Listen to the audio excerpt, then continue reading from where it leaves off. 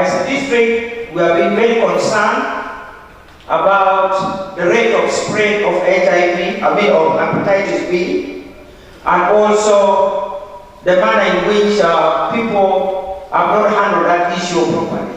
Right, Honorable Speaker, I'm very concerned about the lack of sensitivity of the Ministry of Health. They know that when a person is tested positive, that person needs medical attention here and now. And now, if that is not done, then you are hurting us even more. Why did we spend all that money?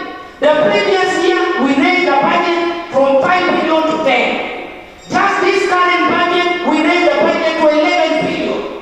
And you are telling me, my people of Tokoro, who will be hosting the Ministry of Health, will be told that you are positive, you go back to the village and you die there. Not every person who has a hepatitis B requires treatment.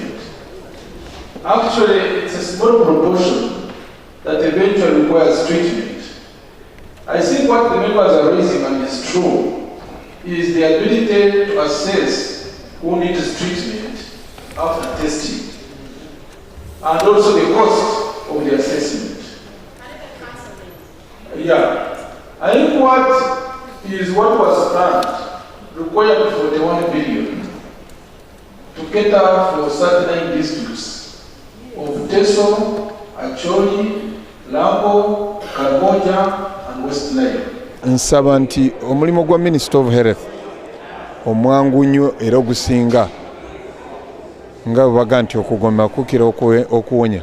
Kubiriza abantu bagende batandika okwegemesa either oyina oba toyina, kubanga isiriyo Jona akaziika Captain Mulamba yagenza okumanya nti alina obulwadde obwo ng'akoze eki ng'afudde, yalese omwana omu, kati twaziise omulala.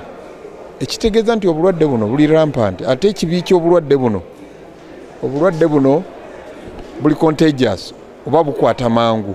Bukwatira mu kutuuyana, bukwatira mu musaayi, bukwatira mu malusu.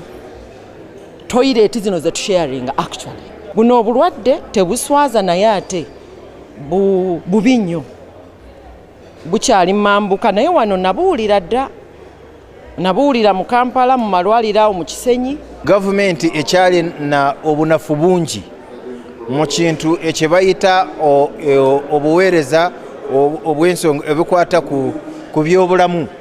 So ensonga eno bandigikutte n'amaanyi kulaba ngu baddukirira Abannayuganda, baddukirira abawi b'omusolo, baddukirira abalonzi kulaba ngu babataasa kubanga obulwadde buno buspreadinga so fast.